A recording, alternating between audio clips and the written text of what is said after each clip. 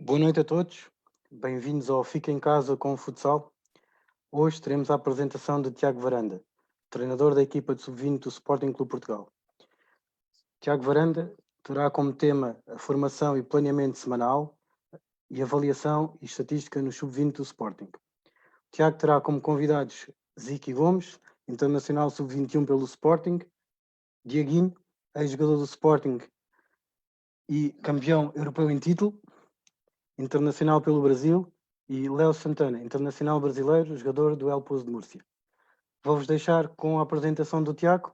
Esperemos que interajam como habitual e bem-vindos mais uma vez e boa noite a todos. Bem, boa noite a todos. Desde já agradecer aqui ao Rui e ao Carlos este convite para estar aqui com vocês, a partilhar aqui um bocadinho daquilo que nós fazemos aqui no Sub-20 do Sporting, também falar um bocadinho de formação. E era mesmo nesse tema que eu ia pegar, porque sendo o tema, foi convidado primeiramente para falar sobre a formação. Acho que vêm pessoas que vão falar sobre o tema mais na base, portanto não vou falar muito daquilo que é a iniciação ao futsal na base, vou falar mais daquilo que nós fazemos no Sub-20 do Sporting e deixar também aqui já um convite para vocês, como o Carlos já disse, vou ter aqui 3 pessoas que eu convidei, 3 amigos, que eu tive o prazer de convidar para participarem aqui connosco, porque foram muitos não foi só aqui os adeptos habituais da zona técnica em Portugal, foram muitos brasileiros que vão comunicando connosco e muitos miúdos que têm o sonho de vir jogar para a Europa e para o Sporting. Recebo muitas mensagens de muita gente do Brasil, de muitos miúdos, e por isso os convidei também para eles passarem também a experiência que eles tiveram na sua base. Ok, eu vou só... E vocês estão à vontade então para quando quiserem intervir, podem intervir à vontade, está bem? Só aqui entrar aqui para a apresentação.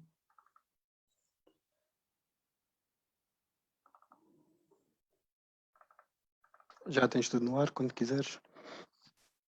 Ok. Pronto. Aqui relativamente à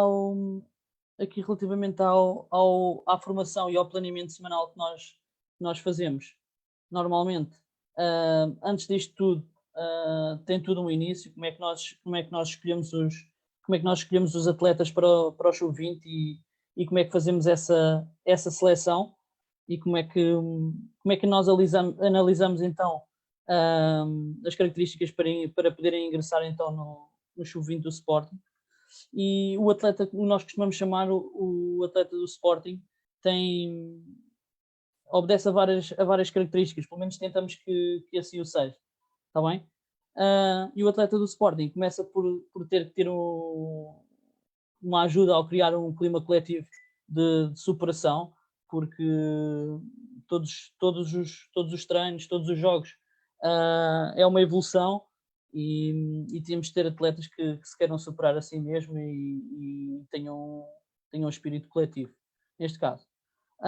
Não temo competir sob pressão, porque no Sporting não há outra hipótese senão lutar para ganhar e vencer em todas as competições onde participamos, além de ser um escalão de formação, mas já está na fase da especialização, portanto aqui já falamos em formar a ganhar, como costumamos dizer, e aqui já lutamos para atingir os objetivos que são propostos no início da época. A capacidade de decisão e acreditar em si próprio, porque é sempre importante ter atletas com essa capacidade e darmos nós também ferramentas para eles ganharem confiança e acreditarem no seu próprio valor e se não acreditássemos que eles tinham esse valor, não estariam connosco. Ser autodisciplinado e responsável, porque cada vez mais é importante que os atletas sejam disciplinados e responsáveis, porque O atleta agora não é só chegar, treinar e ir para casa, também temos toda uma atenção seja com a alimentação, com o estilo de vida do mesmo, e só sendo autodisciplinado e responsável conseguem chegar longe nas carreiras. Não se sobrepõe individualmente ao coletivo, portanto, ninguém está acima da equipa, portanto, sejam os jogadores. Claro que nós sabemos que há jogadores diferenciados que dão mais nas vistas, são atletas com maior capacidade técnica que outros, que aparecem mais nos jogos decisivos que outros, mas o individual nunca vai se sobrepor ao coletivo, está bem? Isso é outra coisa que nós gostamos de fomentar. Disponível para aprender e melhorar. Claro que isto é sempre uma aprendizagem, sabendo que nós temos atletas no Sub-20 do Sporting atualmente que já têm feito um percurso no clube já há algum tempo e sendo o nosso modelo um modelo transversal desde que o Mr. Nuno Dias cá está. Eu já entrei com o barco a meio, mas já assim o era, e fazemos questão de que assim continuar, portanto, mas há sempre espaço para melhorar e para aprender. Saber adquirido, mais transpiração, mais inspiração, são mais três fatores que são importantes para um atleta de alto rendimento, e o saber adquirido e a transpiração e a inspiração também vem muito daquilo que nós pedimos e já falámos ali também anteriormente. Reage ao modo persistente à fadiga, ao erro e ao insucesso. Claro que nem sempre as coisas vão correr bem, portanto também tem que saber reagir a essa frustração e ao erro, porque ninguém é perfeito, todos erramos, e o que nós queremos é que sejam atletas que se superem e que reajam bem a esse insucesso e voltem à melhor performance que já tinham atingido anteriormente. Não arranjar alibis, aqui não arranjar alibis é não arranjar desculpas quando as coisas correm mal, assumir quando temos que assumir esses erros. Portanto, normalmente não há desculpas, portanto, o que nós queremos é que sejam homenzinhos, e quando é para assumir, assumimos todos, portanto, não há desculpas neste caso. E entender o jogo e os seus princípios também é muito importante, porque ao longo da época, ontem por acaso é interessante falarmos agora, acabarmos com esta parte com isso, porque ontem o Rodrigo, o treinador dos Cenas do Leões de Porto Salvo, esteve aqui e falou de como gerir uma equipa sem modelo de jogo, e foi um tema bastante interessante, porque aí está, há várias formas de gerir. Ele gera daquela maneira, muitos concordam, outros não concordam, mas é como já disse o nosso selecionador nacional, uma vez que tive a oportunidade de o ouvir, ele já se viu ganhar de várias maneiras. Uns já ganharam a jogar com pivô, outros em pivô, outros em 2-2, outros em 4-0, outros em 3-1. Já se viu ganhar de várias maneiras, não há uma certa. Normalmente só ganha um, e por algum motivo é que ele ganhou, e há de ter esse mérito, e com princípios ou sem princípios, com modelo ou sem modelo, há sempre que dar valor a essa vitória. Pronto, passando então aqui a parte do ser atleta do Sporting, passamos então aqui a mostrar como é que organizamos a nossa semana de trabalho.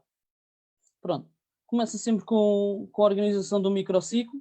Deixo-vos aqui um exemplo, e já vou passar aqui com os conteúdos, mas é só um exemplo para ser alguém, para vocês tomarem atenção e verem como nós fazemos, se for o caso de quererem aproveitar aqui algum material, estão à vontade. Portanto, não temos aqui nada a esconder, portanto, é assim que nós trabalhamos, fazemos um microciclo semanal com os dias da semana, com o número do treino, o local, se há vídeo, se não há vídeo, e aqui colocamos normalmente os conteúdos do treino, o jogo e com quem é o adversário e o local.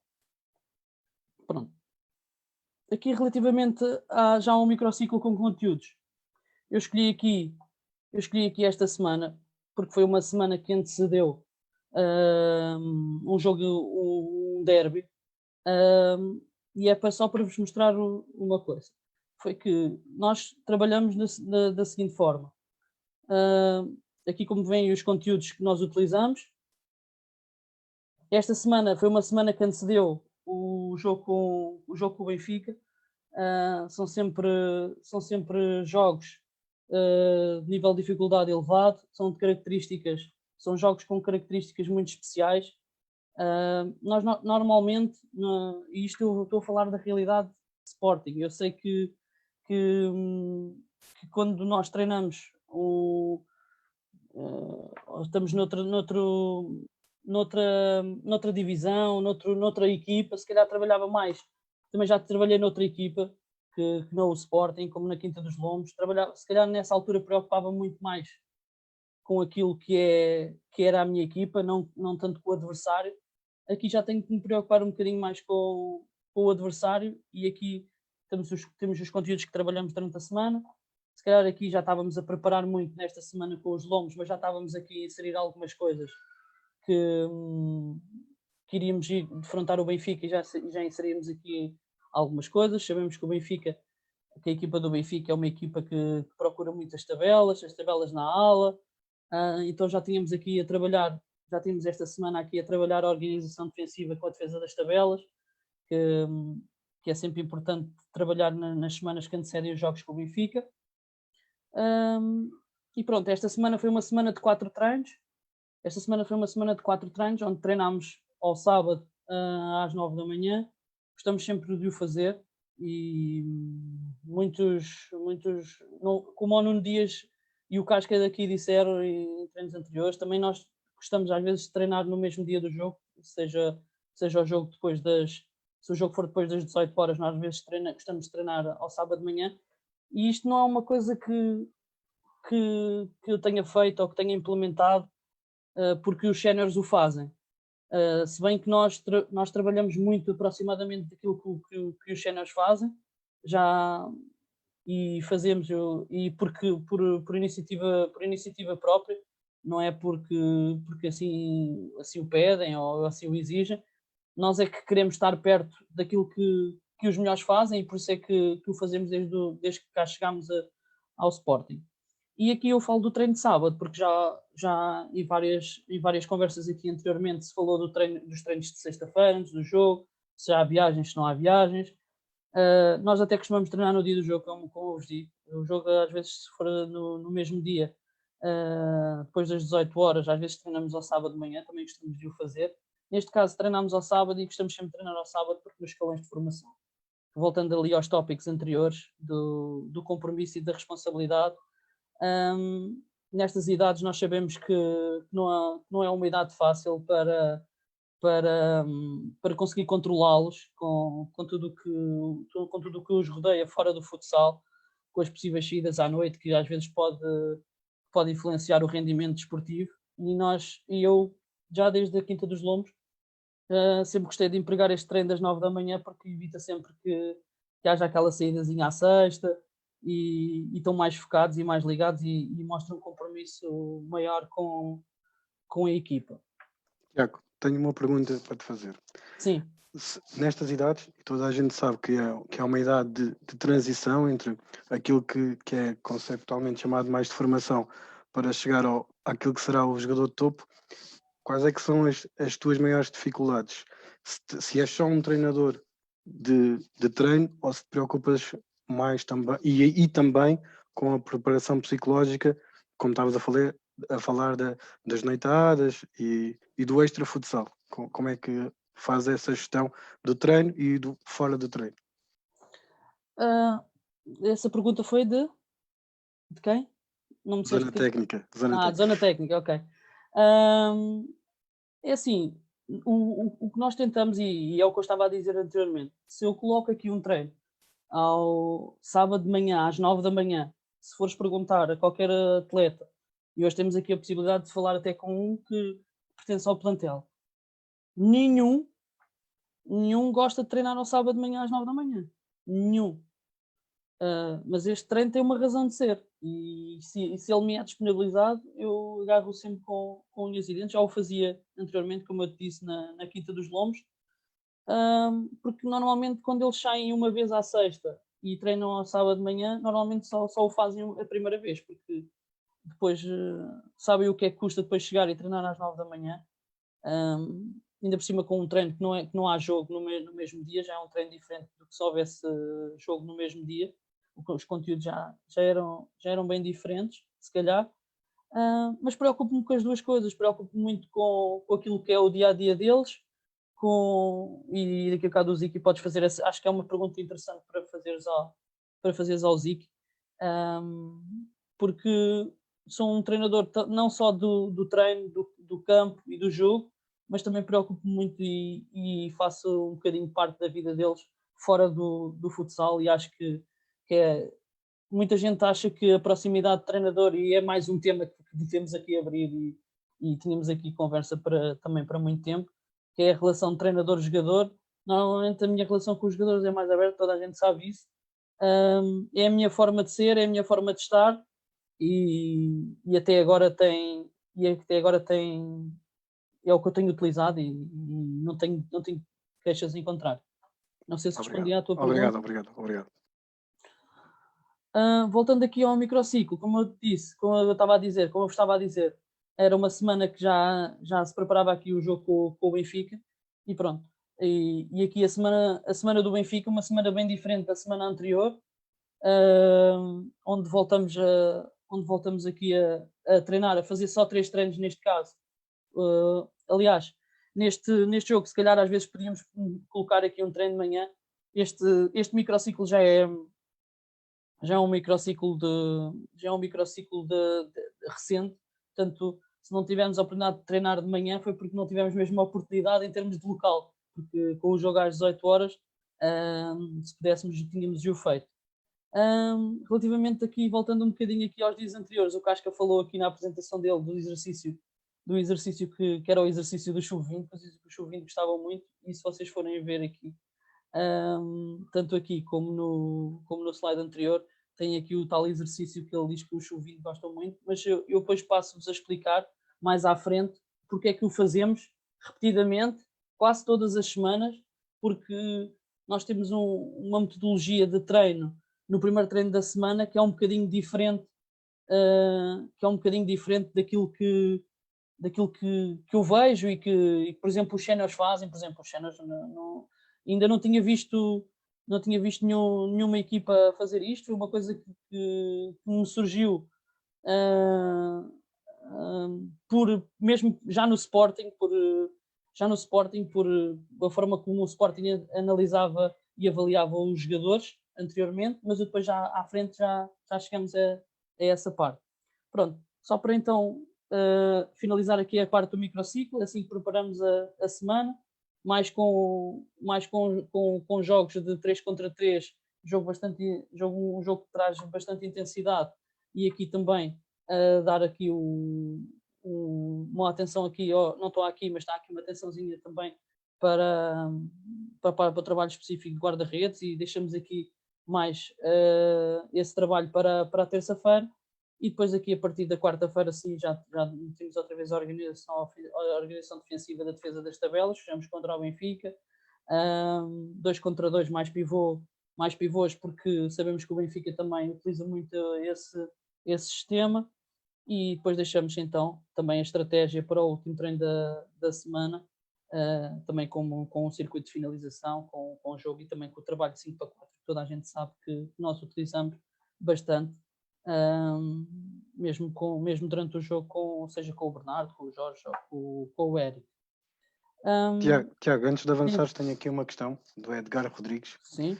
Questiona-te se é o melhor método contra equipas que foram confrontos diretos esta época, como os Leões e o Benfica, colocar júniores a jogar por terem qualidade superior sem treinarem com os júniores e treinando apenas com os séniores? Que vantagens te traz? É assim, é uma questão interessante colocada pelo Edgar, mas é assim, normalmente, pelo menos um treino os jogadores fazem com o sub-20 antes de, apesar de estarem a semana toda a treinar com os séniores, normalmente o último treino da semana fazem-no sempre connosco. Relativamente recorda-me só qual foi a segunda parte da pergunta que ele me disse. Espera aí. Por terem qualidade superior. Por terem qualidade superior, se têm primazia, se dão primazia a esses jogadores em relação a outros, não, por terem qualidade superior sem treinarem com os júniores, que já respondeste que treinam sempre com os júniores. Eu penso que a pergunta tinha a ver aqui um bocadinho com o ponto que há entre os júniores e os séniores. Uns treinam, se treinarem mais de um lado. Não tem. Acho que não notamos muita diferença, porque como eu te disse anteriormente, o trabalho que nós fazemos é um trabalho bastante similar ao que os séniores fazem, em menor número, não é? Em menor número. Muitos dos exercícios que nós fazemos e a maneira que nós trabalhamos é muito parecida ou é idêntica à dos séniores, portanto não notamos aí nenhuma diferença. Claro que a nível de, se forem muitas semanas seguidas, forem semanas consecutivas, sem os atletas estarem pelo menos uma vez connosco por semana, às vezes pode-se notar ali uma coisa ou outra de entrosamento, até porque nos séniores as coisas mudam rapidamente. De repente estão a fazer uma bola parada de uma maneira, depois estão a fazer de outra, mediante o adversário, se é UEFA, se não é UEFA. Então, nós tentamos nos adaptar a essa situação. Normalmente, quando posso, estou sempre presente no treino, também às vezes no treino dos séniores, muitas vezes, também para me conferenciar isso com a equipa técnica dos séniores, mas aliás, às vezes, muitas vezes, e posso aqui confidenciar, acho que o Nuno e o Casca não levam a mal, muitas vezes nós experimentamos coisas que os séniores querem fazer nos júniores primeiro. Porque às vezes o Nuno diz, olha, experimenta fazer um canto desta maneira, nós treinamos e tentamos executar e tentar ver se funciona. Muitas vezes isso acontece. Portanto, era essa correlação que tu estavas a falar entre a formação e a alta competição. Ok. Sim, nós tentamos que isso seja feito dessa maneira, até porque nós, o escalão de sub-20, só temos a ganhar. Quanto mais atletas treinarem com os séniores regularmente, mais os sub-20 vão ganhar com isso. Quem vai ganhar com isso somos nós, porque não podemos fugir ao que é a realidade do que treinarem jogadores como atualmente. Por exemplo, temos os nossos pivôs, o Neves, o Zico e o Edson a treinar, a serem marcados pelo Léo, pelo Eric. O nível de dificuldade sobe para níveis muito altos, e quem beneficia disso sou eu, neste caso. E é o sub-20 do Sport. Obrigado. Pronto. Aqui avançando, esta é a forma que nós trabalhamos o microciclo. Então, e depois, ao final da semana, normalmente, e depois antes do início da outra, eu deixo-vos aqui então com o mapa de controle de treino. É assim que nós preparamos as semanas, e que mediante o que acontece nos jogos, se estamos mal numa situação, se precisamos de trabalhar outra, se já há muito tempo que não trabalhamos outra, como é que nós controlamos? Então a maneira que nós controlamos é assim, é ter um mapa de controle de treino. Saber que no treino número 1 fizemos um exercício de 1 contra 1, se fizemos jogos condicionados de 2 contra 2, se tivermos um jogo condicionado a um jogo formal, quando é que o fazemos todos os treinos, sobriedades numéricas de 4 contra 3, se o treinamos, se não o treinamos, há quanto tempo não o treinamos, 5 para 4 guarda-redes avançado, colocamos sempre essa informação. Se fizermos circulações, se trabalhamos esquemas táticos, quais esquemas táticos trabalhamos, qual foi a circulação que trabalhamos. se trabalhamos saídas de pressão, qual foi a saída de pressão, os foras ofensivos, os cantos livres e as bolas de si. Assim é que nós acho que é uma forma boa, e está aqui um bom exemplo para todos os treinadores que nos estão a ver, se quiserem utilizar, é uma boa forma de saber. Eu, se quiser saber aqui, olha, nós não estamos muito bem nas bolas de estratégia. Há muito tempo que não marcamos golos de fora, há muito tempo que não marcamos golos de canto. Então vamos ver aqui há quanto tempo é que nós não treinamos. Se vamos ver aqui, por exemplo, desde o treino 28 que não treinamos cantos e foras. Se calhar é por causa disso que não estamos a ter sucesso nessa tarefa.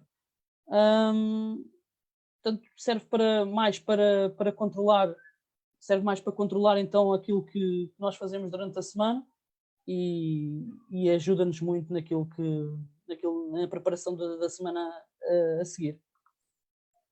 Relativamente já aqui a chegar ao jogo, passando a parte do microciclo, a semana de treino, como planeamos o treino, os conteúdos, chegamos ao jogo e temos sempre um plano para o jogo.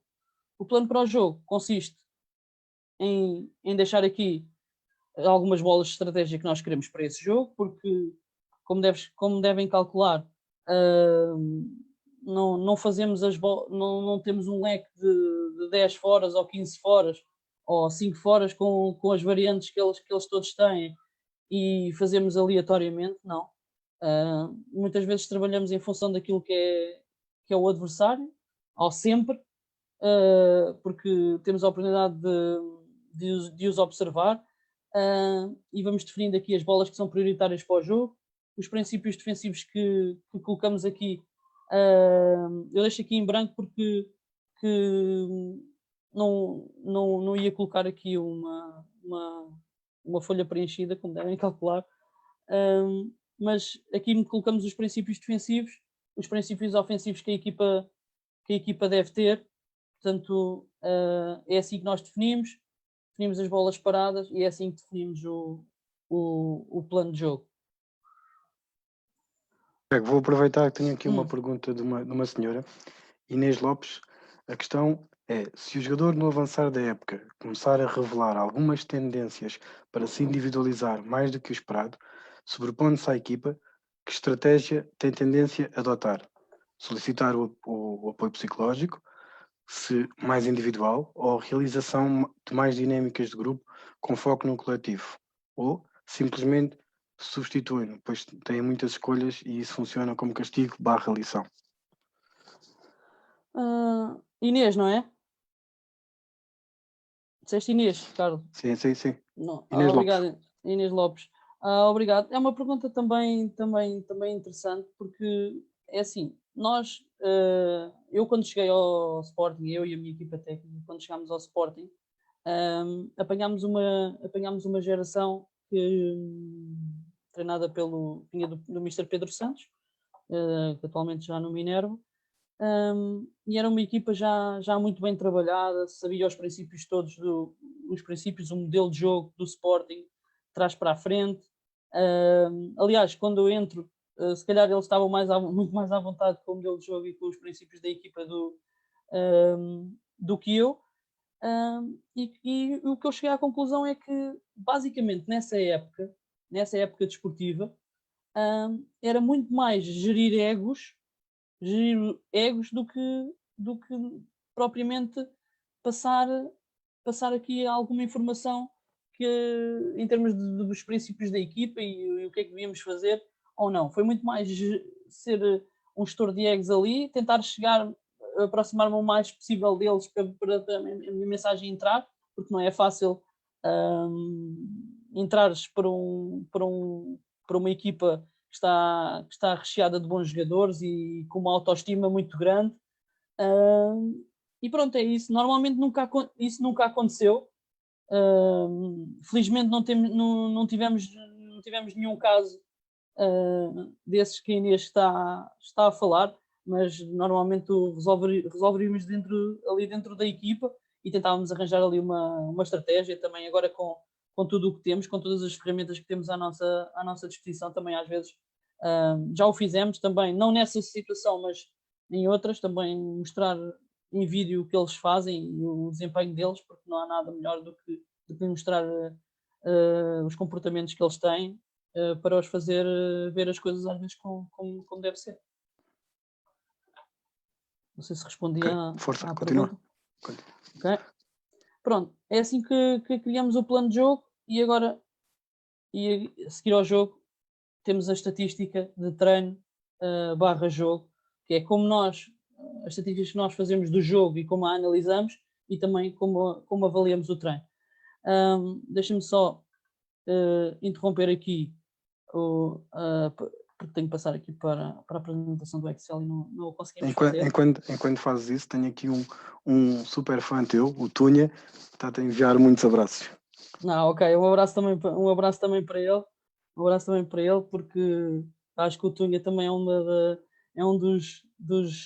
das pessoas que quando acabar a carreira dele de solista, né, neste caso, é uma pessoa que tem todas as condições também para poder vir a ensinar jovens. Ele já o faz como profissão fora do futsal, portanto acho que também tem todas as capacidades para ouvir a fazer. Deixo-lhe aqui este convite também para ver se lhe dou um ânimo ali à carreira. Pronto, agora aqui passando então para a estatística, como é que nós avaliamos então a nossa equipa em jogo? E este quadro, eu quero, se depois alguém achar interessante a forma como nós fazemos, eu depois já tinha falado com vocês, posso deixar este quadro em branco através de um link, ou se alguém estiver interessado em fazer o download, não tem qualquer tipo de problemas em partilhar a tabela, depois em branco, não é? Como é óbvio, para depois vocês poderem utilizar, quem quiser, e acharem interessante a forma como nós fazemos e nós avaliamos. Ok, então, e deixei aqui os dados. Estes dados são dados desta época, portanto, como a época infelizmente já terminou, portanto deixo aqui estes dados, ficam para toda a gente ver neste caso, partilhar com vocês um bocadinho daquilo que foi também a nossa época, e começamos aqui com a análise estatística. Temos sempre um quadro principal, onde temos os atletas, não é? O número de jogos, as recuperações de bola, esta coluna amarela que vocês veem, que é das recuperações de bola, neste caso, é o tempo que eles demoram a fazer cada ação, né? Ou quantas ações fazem por jogo. As faltas sofridas, os remates, as assistências, os golos e o tempo de jogo. Tiago, tenho aqui uma pergunta. Sim. Vai no sentido da estatística que efetuas, de Gonçalo Carapinha. Questiona-te que partido se tira de uma estatística quase exaustiva num escalão de formação, sendo que está em muita mudança, porque há muita dinâmica de jogadores, e como é que fazes essa gestão para o grupo? A dinâmica de jogadores significa que num ano tens uns, depois sobem de escalão. Não, ok. Pronto, mas isto é mais uma análise que nós fazemos à equipa na época atual. Por exemplo, às vezes temos atletas que estão connosco 2 anos, outros que estão 3 até, porque temos atletas que às vezes até estão 3. Por exemplo, temos o caso do Diogo, do Henrique, que são atletas que tiveram connosco 3 anos, porque já eram iniciados e faziam parte do plantel, do nosso plantel, aliás, na altura dos juvenis. E também temos aqui, por exemplo, alguns inseridos que são juvenis este ano e que estão regularmente connosco. Mas essa estatística que nós fazemos é uma estatística basicamente para a época e para nos dar dados da evolução deles, e também controlar alguns dados que nos ajudam também a fazer as escolhas durante a semana nos jogos, e também saber perceber como é que eles estão. Mas eu vou, com o avançar daqui da folha de estatística, logo também vão perceber a dinâmica, está bem? Então, esta parte que, não sei se vocês estão a conseguir ver aqui em baixo, onde diz amigáveis e taça de honra, isto foi mais um quadro de pré-época que nós fizemos, e aliás não estão aqui alguns dos jogos, porque na altura quem faz esta estatística, o meu adjunto, o Paulo Ribeiro, não conseguiu ter presente em todos, portanto não tirámos dados em 2 ou 3 jogos que fizemos aqui da pré-época, mas conseguimos aqui tirar ilações desta pré-época, de que ele foi o jogador mais utilizado na pré-época, quem foi os jogadores que fizeram mais golos, os jogadores que fizeram mais remates, o tempo necessário para fazer cada ação, quanto tempo é que é necessário para fazer um remate, uma recuperação de bola, uma assistência, um golo, as faltas cometidas e as faltas sofridas. O que temos aqui também, onde diz aqui quarteto de golos, é a relação golo sofrido, golo marcado, enquanto estão em campo, a contabilização individual. Por exemplo, se nós olharmos aqui para os que estão melhor, que foi o Henrique e o Edson, na pré-época, enquanto eles estiveram em campo, a equipa marcou 7 golos e sofreu 2. E nós tiramos estes dados, e estes foram dados de pré-época. Também gostamos de tirar os remates que fazemos e os remates que são à baliza em termos de percentagem. Também gostamos de ter essa percentagem, e também temos aqui os cartões amarelos, mas aqui para as fases de campeonato é mais interessante. Outra vez voltamos aqui à estatística, e esta é uma estatística da primeira fase. É uma estatística, por exemplo, que só utilizámos a primeira fase da época, portanto a primeira fase da época está toda aqui contabilizada e tem aqui mais dados em que podemos analisar. Por exemplo, sabemos, temos que, por exemplo, o Tomás é um jogador que recupera muitas bolas, portanto normalmente o que tem mais recuperações também é o que tem mais faltas. Temos aqui o Diogo, que é o jogador com mais faltas sofridas, o jogador com mais remates à baliza, que é o Rui Pinto, o jogador com mais assistências, que é o Zico, e o jogador com mais golos da primeira fase, que foi o Ruben. O jogador com mais minutos foi o Rui Pinto, e assim conseguimos utilizar e fazer mais ou menos a média. Automaticamente, ao preencherem estes campos, os amarelos aparecem automaticamente, e conseguimos ver a média mais ou menos do que o jogador joga por jogo. Por exemplo, aqui apesar do Rui Pinto ser o jogador com mais tempo de jogo, tem uma média de 16 minutos por jogo. Temos aqui outros jogadores, o Tomás Paçoca em 8 jogos joga uma média então de 20 minutos por jogo. Voltamos aqui aos quartetos e voltamos a analisar então aqui o tempo que é necessário para fazer cada ação, os quartetos dos golos. Por exemplo, temos aqui o Sérvio, neste caso, nos jogos da primeira fase todos, teve em 43 marcados e só em 5 sofridos. Enquanto ele esteve em campo, a equipa só sofreu 5 e marcou 43. É um jogador que está destacado nesta primeira fase, e como vemos aqui, conseguimos subir, e alertámos para isso para eles, conseguimos subir a média de remates à baliza. Fizemos 469 remates, 276 à baliza, portanto 58,85 de remates à baliza, que ainda não era o que nós desejávamos, mas já estávamos em fase de crescimento em relação à pré-época. Outra coisa que nós fazemos, e que vocês já tiveram a oportunidade aqui de ver, e que é um dado bastante interessante e que nos leva também, e aqui, Carlos, voltamos àquela parte da pergunta anterior, que é como é que nós selecionamos os conteúdos de treino. Às vezes tem muito a ver com o que acontece no jogo. Por exemplo, nós sabemos que a nossa origem de golos marcados em organização ofensiva é de 44%, marcámos 34% dos golos em transições ofensivas, em foras ofensivos tivemos 3%, em cantos ofensivos tivemos 3%, em livres tivemos 6%, 5 para 4 ofensivo e 5 para 4 ofensivo, 9%. O que é que nos levou a ver nesta estatística? Foi que tivemos um fraco aproveitamento dos foras ofensivos e dos cantos ofensivos, no qual nós até treinamos muito, mas não estávamos a conseguir concretizar em golos, além que às vezes nós não consideramos que o golo seja de estratégia, quando às vezes há um canto, mas a bola é cortada ou sofre um toque, ou a bola vai para outro elemento que não logo para o movimento principal, e nós não consideramos isso às vezes um golo de estratégia ou de canto, e passa para outra característica do jogo, e para outra, ou para a organização ofensiva, se a bola vem e nós voltamos a organizar. Portanto, isso levou-nos a ver que tivemos uma fraca desempenho em termos de estratégia, de foras ofensivas e de cantos ofensivos. Na origem dos golos sofridos, notamos que já sabíamos que normalmente em transições defensivas é onde sofremos mais golos, porque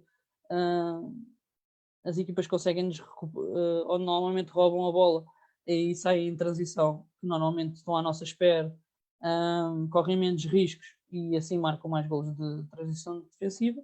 E também sofremos aqui alguns golos de fora, que também tivemos que melhorar e analisámos essa questão. Tiago, tenho aqui uma questão. Helder Sim. Lopes vai de encontro aqui a um bocadinho ao que estás a mostrar, que te questiona se os conteúdos do teu treino têm que ver com o resultado de esta estatística que fazes ou se vai mais de encontro com o adversário que apanhas. Eu acho que... obrigado, Helder. Eu acho que vai ao encontro dos dois. Porquê? Porque normalmente nós trabalhamos em função do adversário. Muitas das vezes trabalhamos em função do adversário. Dependendo dele, de quem seja, não é? Neste caso. Mas também em função desta estatística. Se nós estamos a sofrer muitos golos de foras, ou estamos a sofrer muitos golos de canto, é normal que também vamos dar mais ênfase a esse tipo de trabalho e saber o porquê, e perceber o porquê nos vídeos e treinar para melhorarmos essa questão. Portanto, eu iria dizer que trabalhamos em função dos dois, não é? Dependendo do adversário, depois o que é que vamos trabalhar vai depender muito também daquilo que vamos encontrar do outro lado. E pronto, mais uma vez aqui aumentámos então a percentagem de finalização e também melhorámos nos golos de estratégia, passámos para 11%, para 8%, e também nos golos sofridos continuámos com as transições defensivas a ser o maior foco de golos sofridos.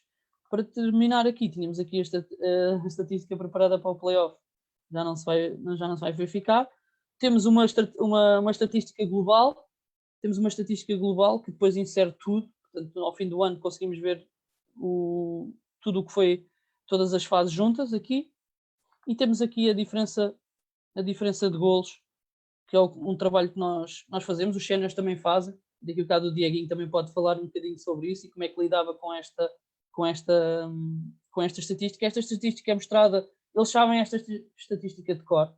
Se vocês chegarem a um scouting do sub-20, não é preciso nós fazermos isto, que eles quase de cabeça sabem, e mostra também de facto o interesse que eles têm em melhorar. Nós temos aqui tipo, a diferença de golos. Neste jogo contra o Fundão, o Tomás ganhou 3-0, depois o Benfica perdeu 6-2, e esta estatística é mostrada a eles. Isto às vezes numa primeira fase não nos dá muitos dados, mas a longo prazo vai-nos dando alguns indicadores relativamente a jogos que nós temos aqui. Por exemplo, aqui o Sandro teve 4 jogos seguidos a perder, contra o Braga, contra o Caxinas, contra o Leões de Porto Salvo e contra o Benfica, perdeu nos 4. Portanto, se calhar é um indicador, pode-nos dar aqui alguma indicação de como é que está o Sandro nesta altura do campeonato. Portanto, é esta a forma que nós avaliamos isto do jogo. E agora, para terminar, é como é que nós avaliamos, e muito se falou aqui da questão dos pontos, como é que o Nuno Dias e o Castro... Tenho aqui uma pergunta do Pani. O Pani Varela questiona-te, visto que analisas tantos jogos, na hora que o jogo está mais apertado, tens em conta isso para os quartetos? Ou vais mais pela confiança que tens nos jogadores?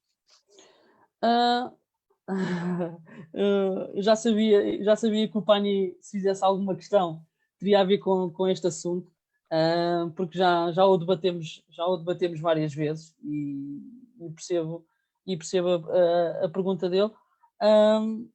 Mas eu, por exemplo, posso tomar uma decisão em função destas estatísticas em certo e determinado jogo. Por exemplo, um jogo com o Benfica, ou um jogo com o Porto Salvo, que, por exemplo, falando agora do Benfica, que até é o caso mais recente, nós, se o jogo estiver apertado e se precisarmos de marcar, normalmente eu não me vem à cabeça estes números, não é? Na altura do jogo, mas sei de antemão quem é que normalmente neste tipo de jogos costuma estar mais ligado aos golos marcados, porque nós sabemos que o Neves, por exemplo, nos jogos contra o Benfica, é um jogador que tem muito golo, normalmente está nos golos marcados e não está nos sofridos. E já chegámos a utilizar, por exemplo, dois pivôs ao mesmo tempo. Este ano nós utilizámos dois pivôs ao mesmo tempo. Utilizámos o Neves e o Zico. Estávamos de marcar gol, sentimos que estávamos por cima, então optámos por ter aqueles jogadores que estão mais próximos do gol, têm mais gol consigo, mantendo sempre a segurança, mas quase jogando num 2-2, que às vezes nós não vemos muito, mas foi uma forma e já utilizámos várias vezes, e principalmente neste tipo de jogos. Quando na pergunta do Pani, sim, às vezes tomamos essa decisão em função desta estatística, mas também muito em função daquilo que está a acontecer no jogo, que às vezes, por muito gol que o jogador tenha, ou que tenha sido anteriormente nos jogos que o Benfica tenha ganho sempre por números elevados, às vezes naquele jogo pode não ser o jogo, pode não estar a ser o jogo dele, e nós também temos que levar isso. Isso é só mais uma ferramenta para nos poder ajudar, mas eu percebo a questão dele, porque às vezes também lhe sai da pele. E pronto, relativamente é assim que nós trabalhamos, nós avaliamos a equipa, não é o certo, mas é a forma como nós fazemos. E se alguém achou esta forma de avaliar interessante, teremos todo o gosto em deixar esta forma de analisar para depois poderem descarregar, e falaremos contigo se alguém quiser que entre em contato com a Nutec. Deixaremos esta base de dados aqui disponível para poderem utilizar. Agora, antes de chamar o Léo e o Dieguinho, vou chamar primeiro o Ziki, porque tem tudo a ver com ele, tudo o que tivemos a falar aqui, e ele logo terá a opinião dele, e gostava que ele desse a opinião dele da forma como nós trabalhamos, se o fez evoluir, se não fez. Portanto, acho que é uma pergunta interessante para deixar aqui ao Ziki. Interrompe só a visualização do ecrã para todos aparecerem. Ok.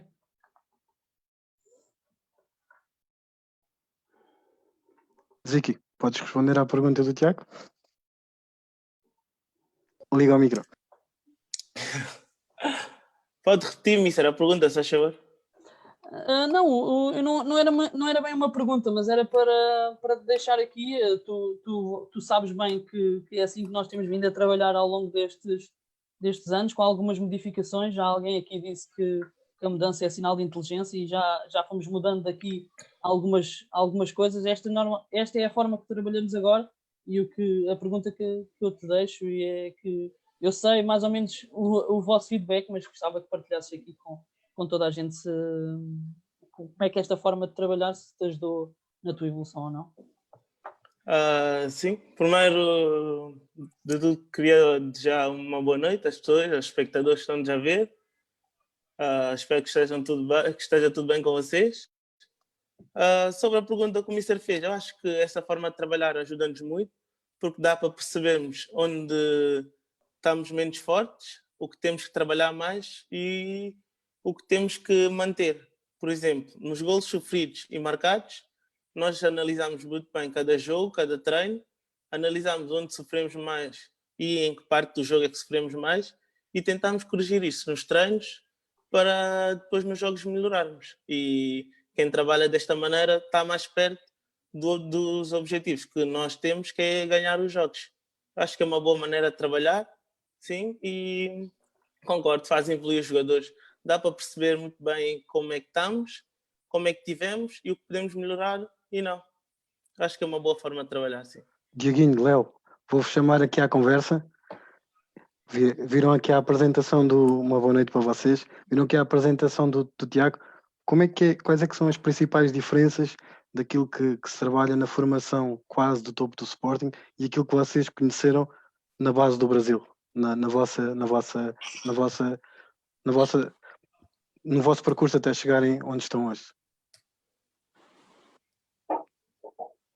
Diego, podes começar tu? Posso, claro. Primeiramente, boa noite a todos aí. Quero agradecer o convite, né? de estar aqui podendo passar um pouquinho aí da experiência que eu tive aqui na base. Eu acho que eu fui um atleta muito privilegiado, porque eu fiz minha formação toda no clube Minas Tênis, é um clube com uma grandeza enorme, né? E lá eu tive treinadores e condições muito boas de trabalho. A gente, na minha época, né, hoje está muito mais evoluído, né, a tecnologia, a evolução, com tudo. Na minha época, a gente não tinha esses números todos aí, né? A gente via alguns vídeos, mas não tinha esses números que tem hoje. Mas, tirando isso dos números, eu só tenho a agradecer toda a minha base que eu fiz no Minas. É um clube que me deu todas as condições para que eu pudesse chegar no adulto bem qualificado para fazer o meu melhor. Diego, antes de passar ao Léo, tenho só aqui uma pergunta do Pani. Eu quero saber quem é que tem mais hat-tricks, tu ou o Cristiano Ronaldo? Ele me passou, né? Ele me passou, o Cristiano Ronaldo. Tô um atrás dele, mas estou aí na busca constante. Léo, a mesma pergunta para ti. Como é que foi a tua base até chegares onde estás hoje? Primeiramente, boa noite ao pessoal do Zona Técnica, o Thiago, todo mundo aí. Agradecer o convite que me fizeram quando o Diego me falou do convite do Thiago e de vocês da Zona Técnica. E eu, na hora, falei que queria participar porque vocês da Zona Técnica sempre falam bem da minha pessoa, sempre fazem matéria comigo. Então, em forma de gratidão, estou aqui para bater um papo com vocês e é um prazer estar aqui. No meu caso, foi um pouco ao contrário do Dieguinho e um pouco ao contrário do que é hoje, diferente do que é hoje, porque eu sou de uma cidade, em teoria, uma cidade menor e que não tem tanta estrutura assim, não tinha na época uma estrutura, não tinha uma equipe forte como essa equipe da minha cidade, é o mesmo estado do Dieguinho, de Minas Gerais. E a nossa equipe jogava sempre com Minas, só que a gente não conseguia ter uma equipe na mesma altura que o Minas, a estrutura, que o sonho de todos os jogadores da base de Minas Gerais era jogar no Minas, sempre foi. E a minha formação foi um pouco diferente, porque a nossa estrutura não era igual a do Minas e não é como com a tecnologia de hoje, que hoje tudo que o Thiago falou, a preparação do jogador é acompanhado, você consegue preparar bem para o jogador na semana para fazer um bom jogo no final de semana. Então, a minha formação foi um pouco mais de bons jogadores que treinavam juntos e o nosso foco era fazer bons campeonatos para se fortalecer para chegar jogar bem contra o Minas, que era a nossa referência. A gente tinha uma referência que era o Minas, e foi isso durante toda a minha categoria de base. Tiago, queres lançar mais alguma coisa? Sim, quero lançar aqui duas perguntas, uma ao Dieguinho e outra ao Léo. Ao Dieguinho uma em jeito de brincadeira, mas também para percebermos ali que voltámos aqui ao tema daquele dos treinos ao sábado, dos treinos antes da competição. Eu só queria que o Dieguinho deixasse aqui se ele se lembra ou não como é que foi o treino do Sporting em Almaty, neste caso, no dia antes da final com o Kairat. Não tem como esquecer, né? Sim, queria que tu partilhasses para as pessoas perceberem que aquilo não é uma regra, deixar aqui bem assente que aquilo não é uma regra, mas que aquilo aconteceu daquela maneira antes de uma final tão importante para o Sporting. Eu gostava que tu partilhasses essa história com todas as pessoas.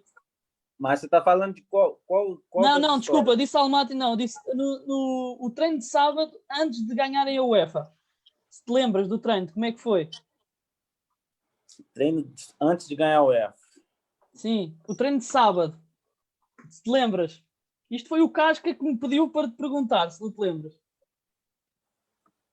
Rapaz do céu. Ainda não te recordas se trabalharam estratégia para o jogo, o que é que fizeram? Um treino antes da final, não é? Neste caso. Se eu não Vou me tentar... engano, Sim, diz. nós fizemos um meinho E mais?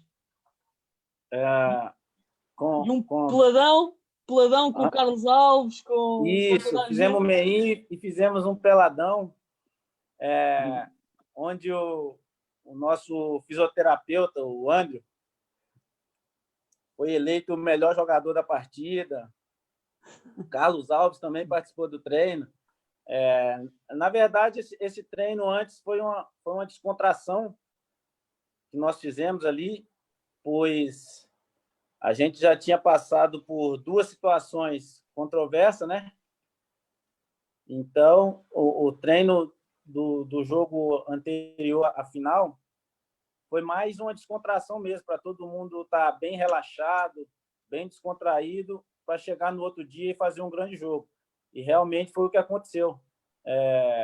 Nós tivemos ali aquele momento, todo mundo descontraído, mas foi uma descontração, ao mesmo tempo, sem sair do foco que a gente tinha, que era ser campeão da Europa. Eu acho que isso foi muito válido ali naquele momento, que todo mundo parece que tirou um caminhão das costas ali, né? De nervosismo e dos 2 anos anteriores, do que aconteceu. Então, eu acho que foi muito válido aquele treino ali, onde o Anderson saiu como o melhor jogador do Peladão. Ele e Carlos Alves, hein? Isso. E é só para também mostrar aqui às pessoas que nem sempre, e a experiência, não é a experiência, a informação que eu tenho passada pelo Nuno e pelo Casca é que nos anos anteriores, no treino antes da final, toda a gente trabalhou em cima daquilo que o adversário fazia e eles fazem desta maneira, vamos fazer desta. E no último, e de facto é que não conseguimos ganhar, e se calhar não foi por causa disso, mas acho que achei a história interessante. O Casca contou-me e acho que achei essa história interessante, ser um treino antes e um treino tão importante e único antes da final. Como é óbvio, vocês já tinham trabalhado para os 2 adversários, não era só no sábado que iam trabalhar para jogar contra o Kairat e com todas as especificidades que o jogo do Kairat tem, com o Iguita à frente. E acho que foi uma forma interessante de abordarem esse treino antes da final e achei interessante essa história e obrigado por partilhares essa história connosco. Tiago, como você frisou aí, né? Nem sempre a gente faz isso. Aqui a gente, no Brasil, não sei se aí também vocês falam dessa forma, que a gente brinca aqui que água demais mata a planta, né? Então, a gente já tinha treinado bastante mesmo. Não que aquele treino de um dia anterior não fosse fazer a diferença, mas a gente tem que ver que num momento como aquele, eu acho que mais um treino não faria tanta diferença como aquele treino fez. Isso. A gente tem que saber diferenciar as coisas. E naquele momento, nós fizemos tudo ao contrário do que nós fizemos 2 anos anteriores. Não estou dizendo que foi por isso que nós ganhamos. Isso. Porque eu acho que a nossa ambição de ganhar aqui, de conquistar a Europa, era muito grande. Eu acho que naquele ano, realmente, era quase impossível da gente perder. Apesar que no futebol não existe isso, né? Futebol é jogado.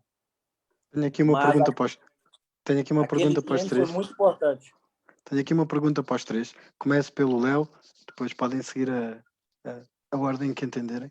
Léo, quantas vezes treinavas quando eras mais novo e com que idade começaste a jogar? E que benefícios é que retiraste dos teus treinadores? Na minha cidade, a gente treinava 4 vezes na semana. E profissionalmente eu comecei a jogar com 20 anos no Praia de Uberlândia. E eu procuro, em relação aos treinadores, eu procuro aproveitar ao máximo, porque a gente aprende, a vida é um aprendizado todos os dias, todos os momentos, então eu acho que cada treinador tem uma característica, eu procuro explorar muito isso para somar no meu estilo de jogar. Então eu procuro em cada treinador, como eu sei que cada treinador tem um jeito, uma postura diferente, eu procuro tirar o pouco que eu considero de melhor de cada treinador para poder crescer no futsal. Tiki.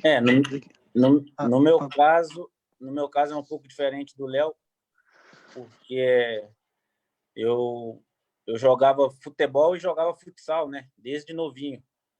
Então, eu saía da escola às 11 da manhã e só chegava em casa meia-noite. Treinava futebol, ia futsal e depois ia para casa. Chegou um tempo que eu treinava no colégio e depois tinha que treinar no Minas. Minha vida sempre foi assim de muito treinamento. E em relação aos treinadores, eu tive vários treinadores e eu faço com eles como eu faço na minha vida. Tudo na vida tem um lado bom e tem um lado ruim. O que eu acho que eu tenho que aproveitar, eu guardo para mim, e o que eu acho que eu não tenho que aproveitar, eu descarto. E é assim que eu faço na minha vida e faço com os treinadores também. Ziki. Liga o microfone. Tá? Sim. Aqui, no nosso caso, fazemos basicamente 3 ou 4, às vezes até 5 treinos por semana. Os treinadores acho que vão gerindo também o cansaço, veem a nível do cansaço como é que nós estamos, depois analisam quantos treinos é que devemos fazer, ou se acham que temos muita coisa a melhorar ou não.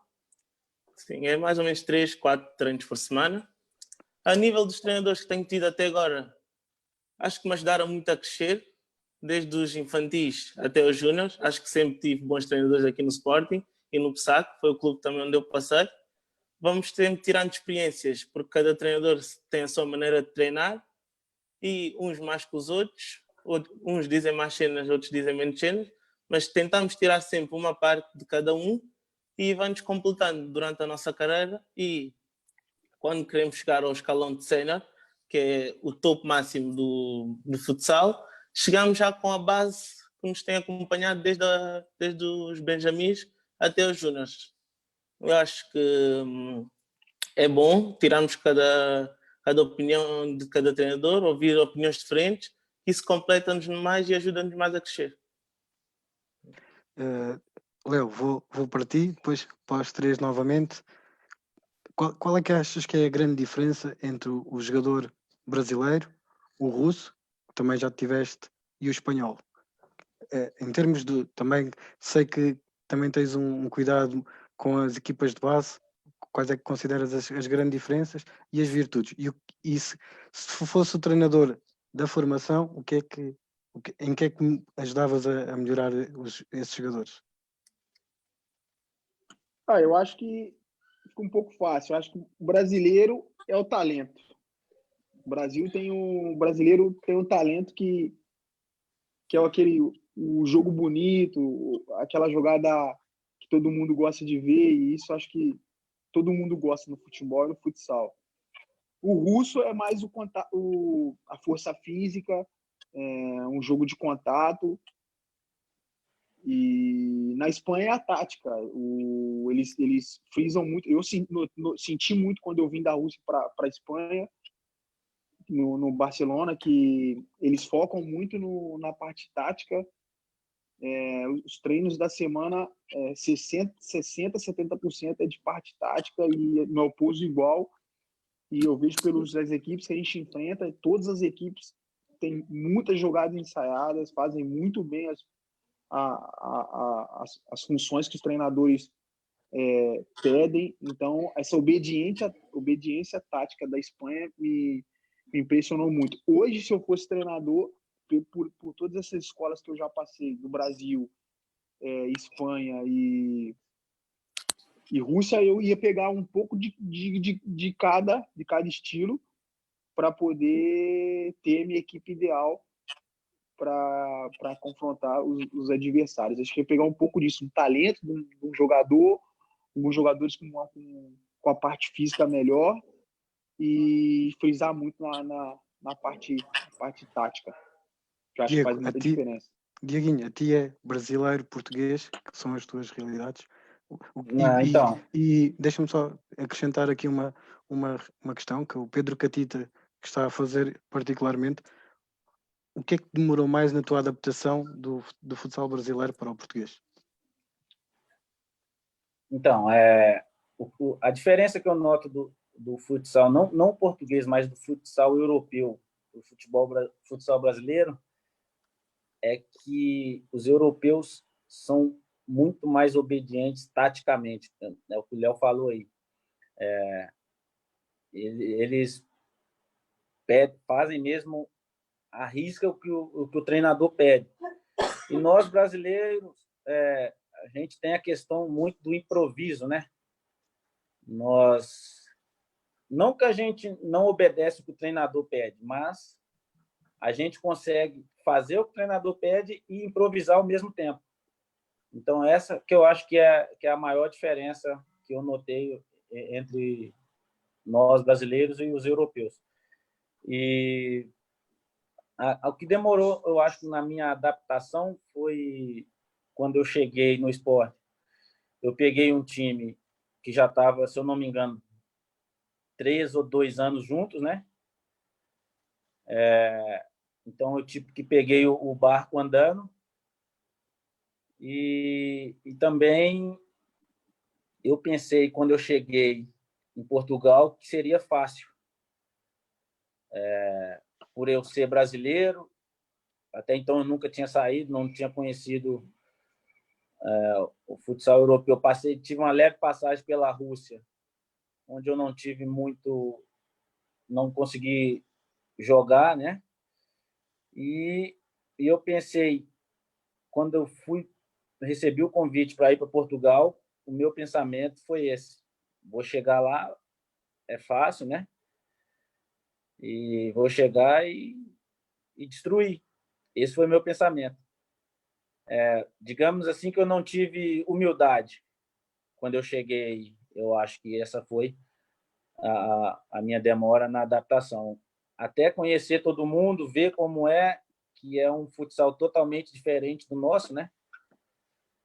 E graças a Deus eu consegui, depois de um tempo aí, me adaptar muito bem e fui muito feliz aí em Portugal. Ziggy, para ti a pergunta é um pouquinho diferente. Qual é para ti o maior benefício que sentes quando treinas com craques como o Dieguinho e outros, quando vais aos séniores?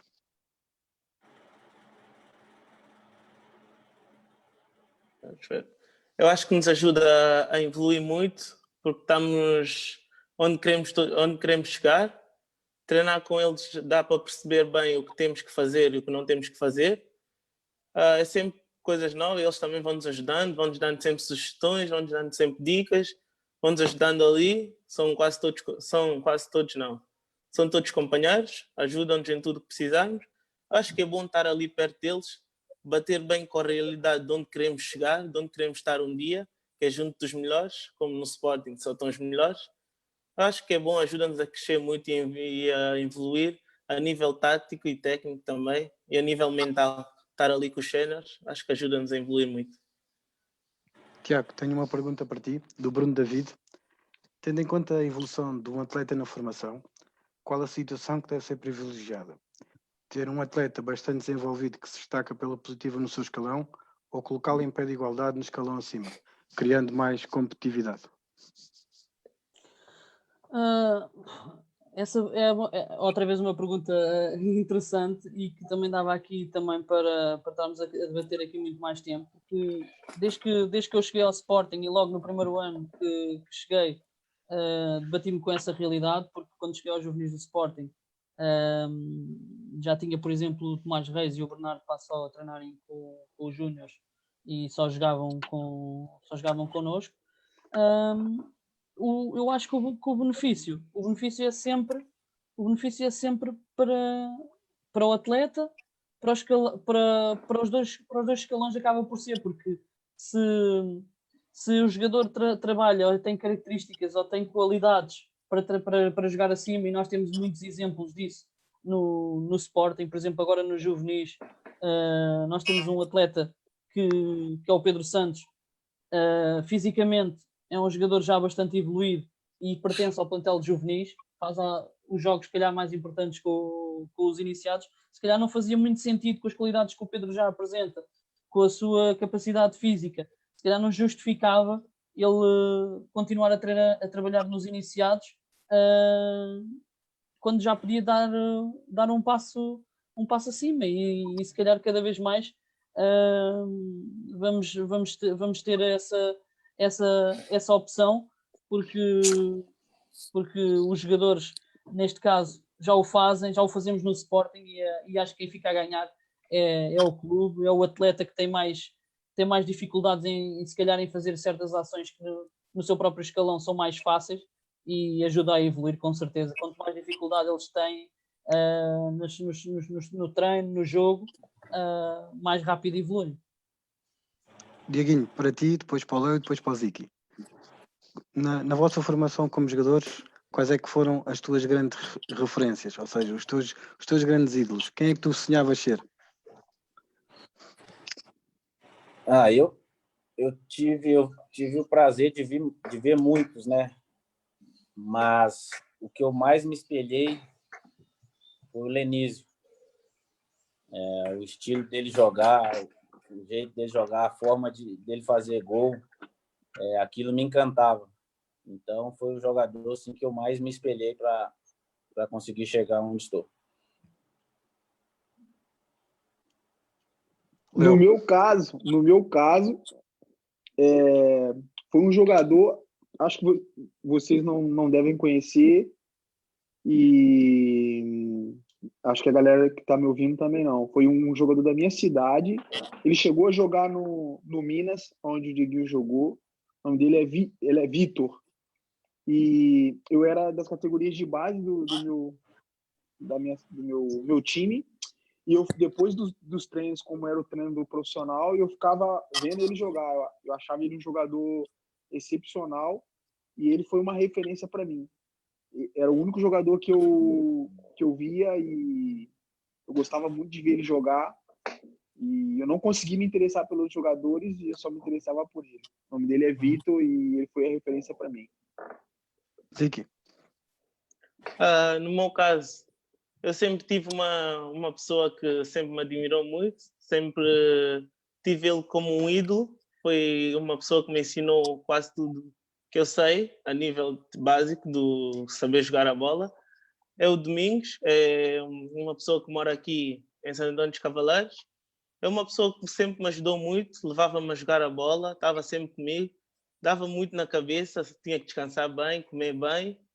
Ele sempre acreditou em mim e sempre me apoiou. Por isso é um ídolo de infância que me mantém até agora, uma pessoa que sempre me ajudou muito, e ele é que me fez acreditar e perceber que o futebol era o meu futuro, e tinha que trabalhar para conseguir os meus objetivos. E sempre me disse uma coisa: tens que ser muito humilde para conseguir as coisas que queres.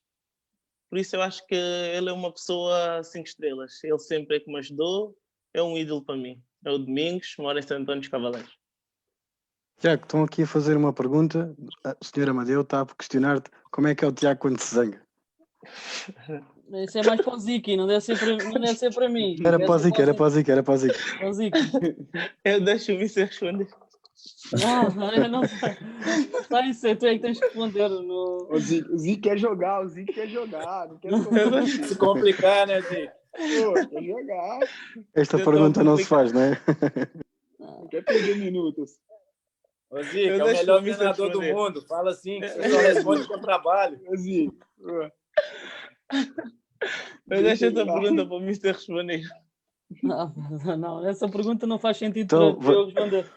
Mas olha, tens aqui já reparei que aqui o Cláudio, o treinador daqui dos Júniors do Porto Sal, fez uma pergunta. E que ele quer que eu responda, mas eu já não consigo ver a pergunta. Não sei se tu consegues ver. Digo-te já. Mas já. A enquanto pergunta do procuras... Cláudio, sim, diz- digo já. Como fazes a gestão em termos de conteúdos e competências, comparando os atletas do Sporting e aqueles que chegam de novo? Uma vez que são várias as entradas no plantel anualmente, como é que fazes a gestão e aplicação do conhecimento e dos conteúdos? Percebo a pergunta do Cláudio, porque antes de mais dar os parabéns ao Cláudio e pelo trabalho que ele tem desenvolvido no Porto Salvo, que tem sido um trabalho de enormíssima qualidade. E este ano estava a fazer mais um excelente campeonato. Temos tido muitas dificuldades contra a equipa do Porto Salvo, e isso só espelha o trabalho que ele tem desenvolvido com todos os atletas que ele tem lançado até para outros clubes, inclusive o Sporting. O Porto Salvo sempre foi uma formação de referência e vai continuar a ser, se continuar a trabalhar como tem feito até agora. O que nós fazemos normalmente já no escalão de júnior, um jogador entrar nunca é fácil, nem nunca vai ser parecido com um jogador entrar numa fase mais inicial, ou nos iniciados, ou nos juvenis, que tem tempo para trabalhar tudo o que é o nosso modelo de jogo e tudo o que são os nossos princípios. Tentamos que isso seja feito o mais rápido possível, que eles consigam enquadrar o mais rápido possível dentro dos nossos processos. Uns conseguem no fazer mais rápido que outros, mas o que nós tentamos e temos a ajuda temos a sorte de ter atletas de excelência neste caso, e está aqui o Ziki, que é uma das pessoas que pode confirmar aquilo que eu estou a dizer. Normalmente temos uma especial atenção para esses atletas numa fase inicial, até porque nem todos os atletas às vezes estão estando à vontade com tudo o que se faz, têm essa paciência para inserir gente nova na equipa. Felizmente nós temos a esse nível temos atletas com grande caráter e gostam de ajudar, e muitas vezes até são eles que os vão integrando com a nossa ajuda, claro, mas muitas das vezes são com a ajuda dos colegas que eles vão integrando mais rapidamente. Normalmente é assim, entrando num escalão de júnior já é mais difícil, mas os jogadores que têm vindo até do Porto Salvo até têm tido uma integração fácil, é sinal que têm vindo a fazer um bom trabalho. Léo, quando eras mais novo, como é que conseguias e como é que era para ti a relação entre a escola e a jogar futebol ou futsal? A pergunta é do Afonso Silva. Abraço, Afonso Silva, tamo junto. Então, a minha história é um pouco parecida com a do Dieguinho. É escola e futsal e futebol na minha cidade. Só que meus pais, a minha mãe, sempre pregou muito isso, de primeiros estudos. A minha mãe nunca nunca imaginou que um dia que o futsal que eu jogava, o esporte que eu jogava, é o que eu ia ser a minha vida inteira. Então, a minha mãe sempre pregou isso, primeiros estudos. E como ela não teve oportunidade de estudar, e eu na época tive, então ela pregou muitos estudos. Então, para mim poder jogar o futebol e futsal, eu tinha que estudar primeiro. Então, primeiro os estudos, depois eu me divertia jogando futsal. Era tudo junto, não podia separar não, tinha que ser tudo junto. Escola, estudos e futebol. Dieguinho. A minha é parecida, não, é igual o que o Léo disse aí, né? E o pessoal do time, na época do Atlético Mineiro e do Minas, eles cobravam nota, né? Você tinha que apresentar o boletim. Se você não tivesse nota boa na escola, você não treinava, você não jogava. Então, automaticamente, você tinha que ser um bom aluno. Tinha que estudar mesmo, senão não adiantava, você não ia treinar e nem ia jogar. E fora os meus pais também, que cobravam bastante, para que eu fosse bem na escola? Essa pergunta é boa e é bom o Dieguinho falar isso mesmo, porque Exatamente. eles confundem muito isso no Brasil, eles confundem muito, porque o menino no Brasil só quer saber de jogar futebol, só quer jogar futebol. Todos os clubes grandes, o Dieguinho sabe dizer melhor isso, cobram na categoria de base para ele poder treinar, para ele poder passar as categorias, ele tem que ter boa nota, senão eles não deixam o atleta seguir. No Brasil hoje acredito que em Portugal também, mas no Brasil é muito rígido isso, principalmente nos clubes grandes. Ziggy, como é que é a tua experiência? E depois, Tiago, faço já a pergunta, como é que controlas também essa situação, a vertente jogo-escola? Ziggy, primeiro para ti. A minha experiência não foge muito à regra da experiência do Dieguinho e do Léo. Como atleta do Sporting desde os infantis, o Sporting sempre foi rigoroso com a escola. Nós até tínhamos que entregar o contacto do Sporting lá aos nossos professores. E os professores, por cada período, mandavam notas para o Sporting e até fazíamos jogos de quem tinha as melhores notas ia com os Xenas, viajava com os Xenas, estava um bocado com eles. Na altura acho que éramos infantis, sim. Quem tinha melhores notas ia com os Xenas e quem tivesse muitas negativas, às vezes também sofria castigos. Ou seja, o Sporting sempre foi muito rigoroso a nível escolar e em casa também os meus pais apertavam muito, porque os meus pais sempre foram da teoria que para ser uma boa pessoa e para ser um bom cidadão tinha que estudar e para ser alguém na vida. E o futsal passava a ser como um segundo plano. Primeiro estava a escola, que era o mais importante, e depois sim o futsal, que era o que eu gostava de fazer. Por isso, se eu quisesse jogar futsal ou se quisesse ser alguém no futsal, primeiro tinha que passar por ser um bom aluno, um bom estudante, para eles me permitirem jogar futsal. E sempre foi assim, sabendo conciliar as duas coisas e sempre correu bem. Sim. Tiago. Respondendo à tua pergunta, e se deixar aqui, isso foi uma das coisas que me surpreendeu mais quando cheguei, foi que o acompanhamento de toda a estrutura do Sporting para com os atletas do futsal é um acompanhamento excelente, não é? Neste caso, quando eu cheguei, tínhamos sempre todos os escalões do Sporting tinham uma psicóloga alocada a cada escalão, portanto ia fazendo o acompanhamento escolar de cada atleta, muitas vezes, como as pessoas devem calcular, às vezes os melhores jogadores, isso era mais uma discussão que tínhamos aqui, em que os jogadores, às vezes temos jogadores que vêm de bairros, ou jogadores com uma estrutura familiar mais humilde ou mais carenciada, que não têm aquele apoio, e o Sporting sempre esteve atento a esse tipo de casos também. Portanto, inclusive na nossa equipa, vários casos que aconteceram e tivemos sempre esse apoio de toda a estrutura no apoio a esse tipo de atletas. Em relação ao nosso caso no Sub-20, eles já estão numa fase de transição da escola para as faculdades, de escola para finais de curso e para estágios. Alguns que já entraram no mercado de trabalho. Não conseguimos, se calhar, controlar tanto essa parte como os escalões como os escalões inferiores, mas tentamos sempre, como eu te disse anteriormente, não só eu gosto de ser um treinador de campo, mas que faça parte um bocadinho da vida deles e somos uma equipa técnica atenta a tudo que os rodeia, neste caso, dentro e fora do futsal.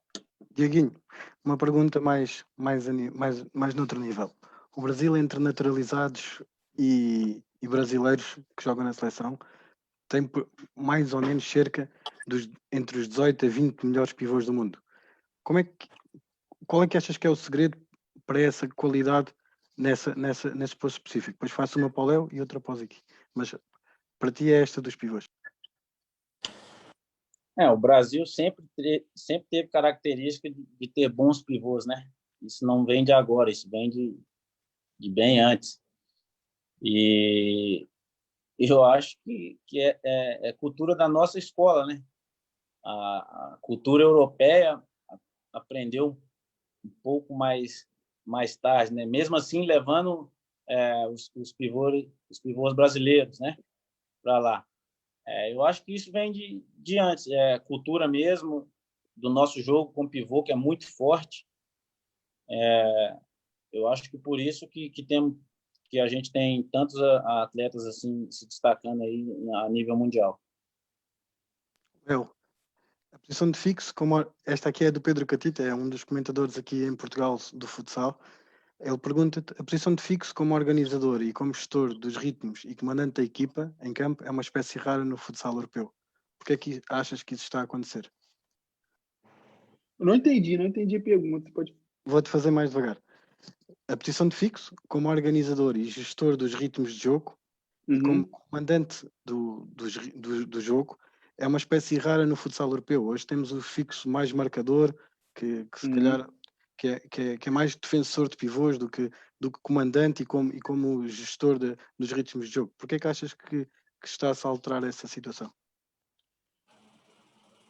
Eu acho que tá faltando justamente por isso, porque tem os pivôs cada vez mais de qualidade, cada vez mais difícil de marcar, então exige muito de ter os fixos que mais fortes, que seguram, que tentam segurar mais os pivôs, porque como mesmo vocês falaram, cada mês nasce um pivô muito bom, de muita qualidade, que gira para os dois lados, que chuta para os dois lados.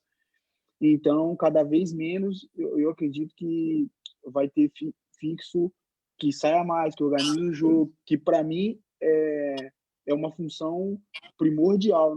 Se você pegar as grandes equipes que têm os grandes títulos, sempre tem um fixo que sai mais para o jogo, que dá um pouco mais de qualidade, que acha o pivô. Então, eu acho que é alguma maneira de pensar que tem época que as pessoas não querem jogar de pivô e preferem jogar com 4 jogadores movimentando. Tem época que preferem jogar com pivô. Então, é um pouco mais do momento. A minha opinião é que eu prefiro cada vez mais um fixo com a sua função principal, que é marcar os pivô, mas com cada vez mais qualidade para poder sair, para poder armar o jogo, porque o futsal é muito dinâmico e precisa muito disso. Carlos, desculpa, faz lá. Aquela pergunta para o Léo. Ziki, Carlos Leitão tem aqui uma pergunta: quais é que são os teus objetivos no futuro?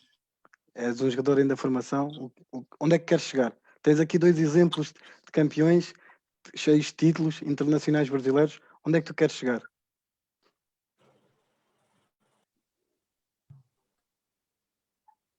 Estás sem som, Ziki, estás sem som. Essa pergunta é um bocado complicada, mas eu penso que os meus objetivos passam por evoluir, um dia chegar ao escalão sénior, afirmar-me no escalão sénior. Passa também por ser jogador de seleção A, e essa pergunta é um bocado complicada, mas acho que passa por dar muitas alegrias ao Sporting e conquistar muitos títulos e ficar na história do futsal. Acho que é um sonho meu, ficar na história do futsal e responder com muito trabalho. Tiago, antes da pergunta, que já que estamos aqui a falar de formação, quais é que são as tuas referências como treinador? Nas minhas referências como treinador? Estamos a falar de formação, a formação de treinador também passa um pouco pela formação. Em que é que te inspiras? O que é que são as tuas bases?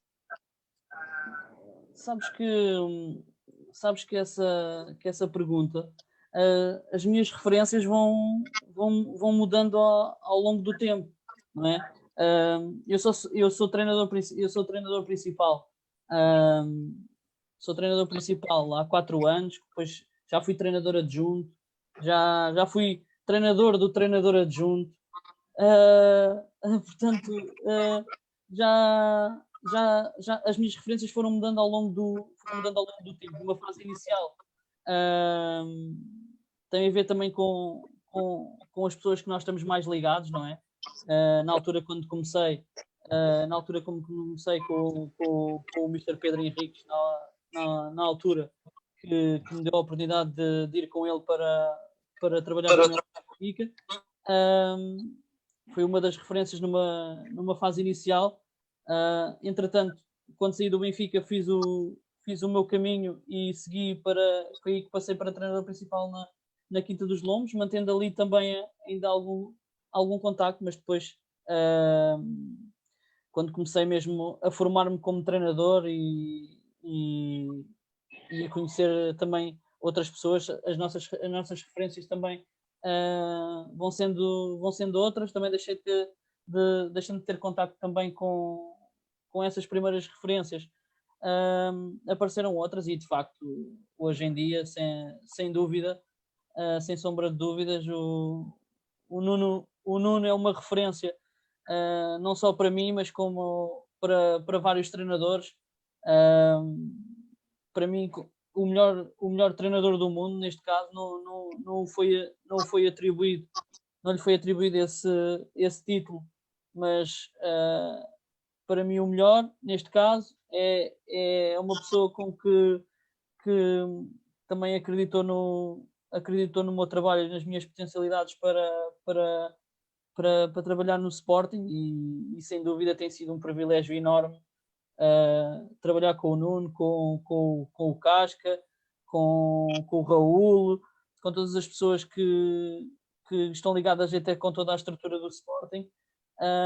Tem sido uma aprendizagem constante e, de facto, se tivesse que dar um nome, daria ao Nuno neste caso, porque além de ser o melhor treinador do mundo, estamos com uma aprendizagem constante com ele e todos os dias, praticamente quase todos os dias que falamos, estamos em constante discussão e evolução, não é? Neste caso, nem sempre estamos de acordo, mas eu diria ao Nuno, neste caso.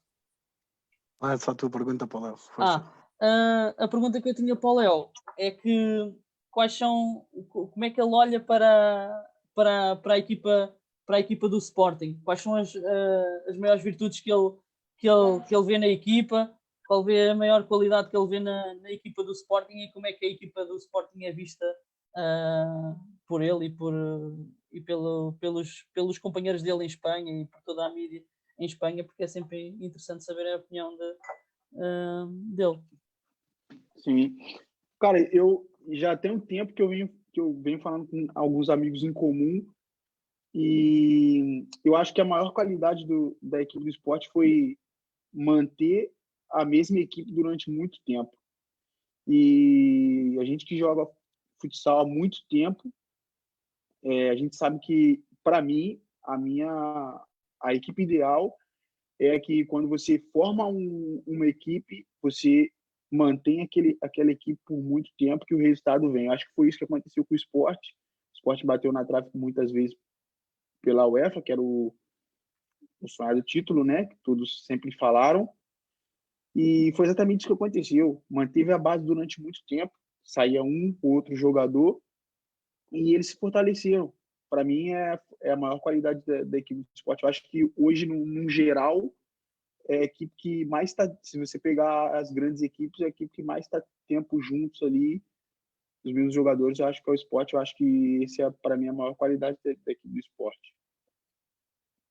Dieguinho, Léo, Ziki e Tiago, vou-vos deixar uma última pergunta em jeito de provocação e depois peço também, ao responderem, que deixem uma mensagem para todos os vossos fãs, todos os fãs do futsal brasileiro, do futsal europeu, do futsal português e da zona técnica. Vou começar pelo Dieguinho. Dieguinho, se tivesses que eleger mais 4 jogadores para jogarem ao teu lado, quem é que escolhias? Rapaz, que pergunta difícil, hein? Eu sei, era provocação. Meu Deus, cara. Ai, ai. Cavinato. Cavinato, sem dúvida. Tipo, fala direto. Hã? Léo, queres começar tu? Léo, queres começar tu enquanto ele pensa? Rapaz, eu acho que eu não tenho 4 jogadores assim, não, porque como eu disse no início, eu acho que eu fui um jogador muito privilegiado. Eu tive a honra de jogar com muitos jogadores Nem que fosse um pouquinho, mas eu tive o prazer e o privilégio, né? Eu peguei a geração de 2008 da seleção brasileira, quando eles foram campeões do mundo. Eu ainda consegui fazer eu consegui fazer um amigável com eles. Eu fui convocado, eu brinco assim que eu nem sei o que eu estava fazendo lá naquela seleção, né?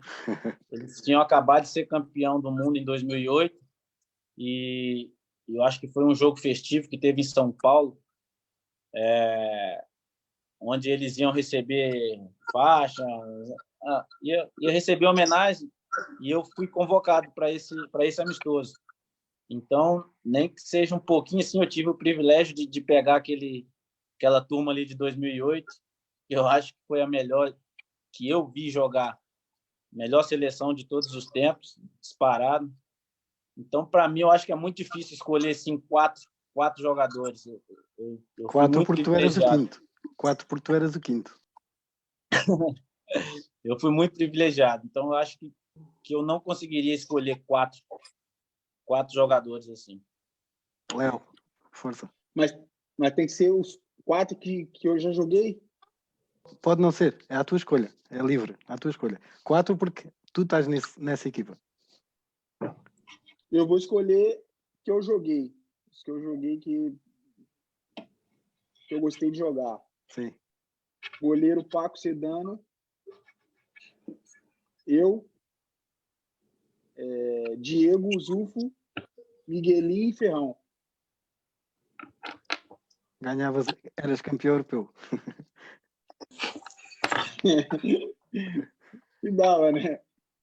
Ziki, força. Eu acho que vou optar por não escolher 4, senão depois do direto vão optar comigo. O teu amigo Sérgio está a dizer que tens que passar mais vezes a bola. Eu estou a fingir que não estou a ver, mas eu estou a ver. 4 acho que é muito difícil escolher, perante a qualidade que os meus colegas têm, e gosto muito de todos, igualmente. Se tivesse que escolher, eu acho que escolhia o plantel todo do ano passado. Não consigo escolher 4. No ano passado foi um plantel que tínhamos uma amizade muito grande, tínhamos um espírito de equipa muito grande também, e tínhamos jogadores com uma qualidade acima da média. Acho que foi uma equipa que me fez crescer muito e que aprendi muito com eles. Acho que escolhi o plantel do ano passado. Não consigo escolher 4 assim. Agora Ou vou era começar. eu, Neves e mais 2. Agora vou começar pelo Tiago. Em jeito de despedida, Tiago, uma mensagem para todos os fãs, para os teus fãs, para os fãs do Sporting, para os fãs do futsal. Uma mensagem em jeito de despedida. Ok, não tinhas nenhuma pergunta então para mim, já me posso despedir, é isso? Epá, não tinhas aos treinadores, e porque eu também sou treinador, não tinha a pedir para escolher as 4, é muito difícil. É difícil. Isso era mesmo uma tarefa muito difícil, nem eu conseguia fazer.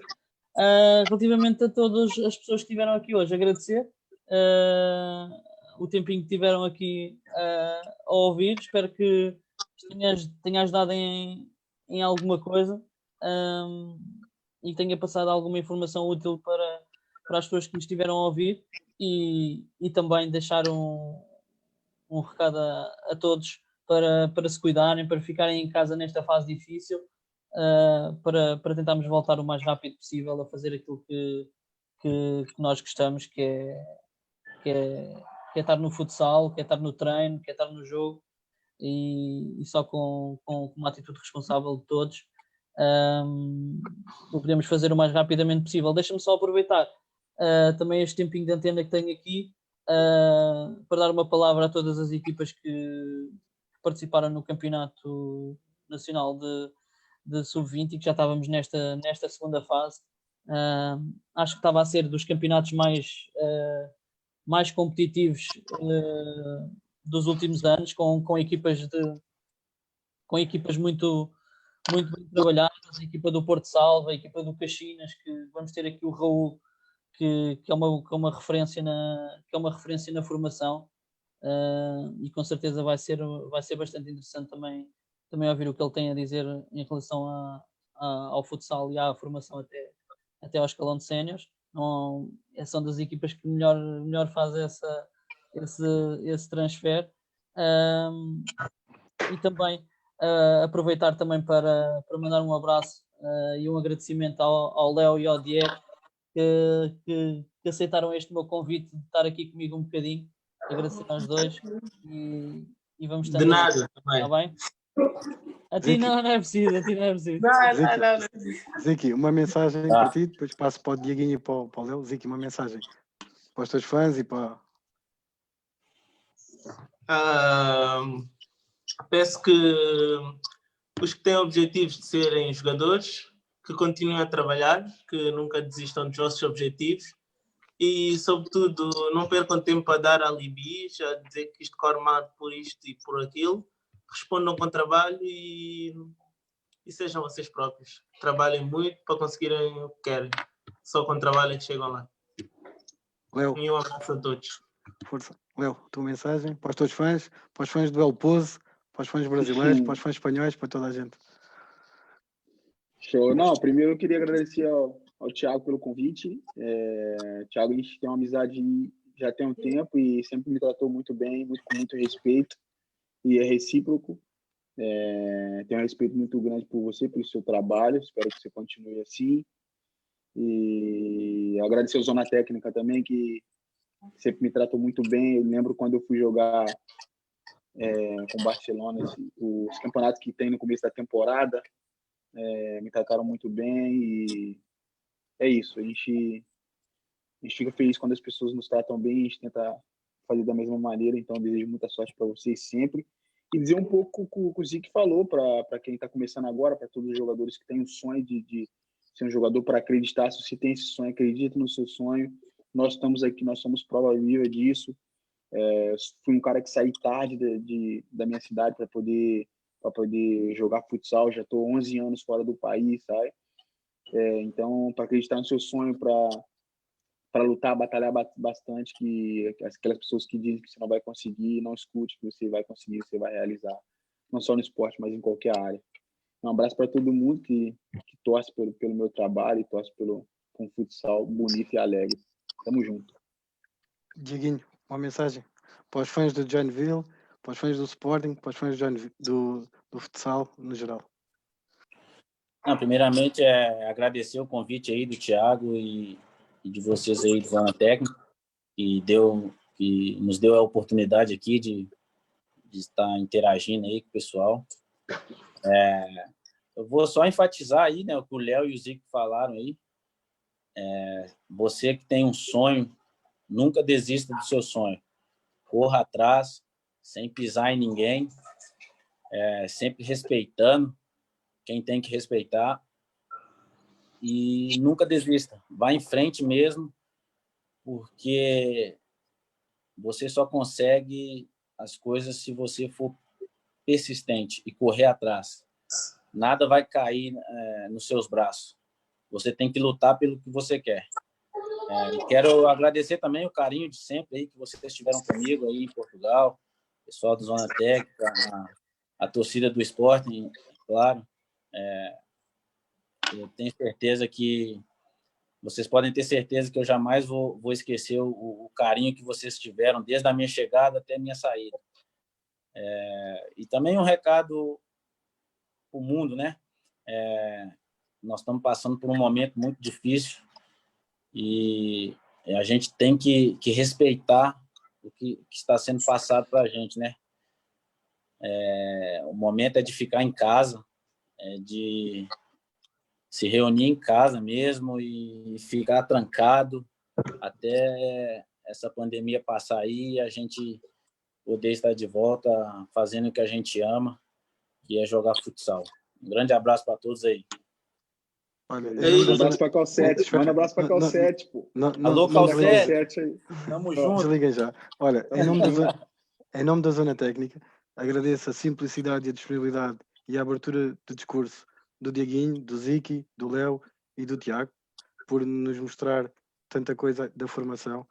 E estiveram excelentes e enobreceram muito o que é o atleta do futsal e o que é, na verdadeira acessão, um atleta e aquilo que todos os miúdos que nos estiveram a ver, e são muitos, e vocês têm centenas de fãs em Portugal, o Dieguinho, o Zico e o Léo, o Tiago pelo trabalho que faz no Sporting, pá, muito obrigado pela vossa partilha e bem, que o futsal continue a ser esta partilha que todos temos e pá, fiquem em casa, protejam-se, porque é para voltarmos a ver os craques nas quadras. Obrigado a todos. E mais uma coisa, avisem ao Sérgio que eu prometo passar mais bolas ao segundo posto.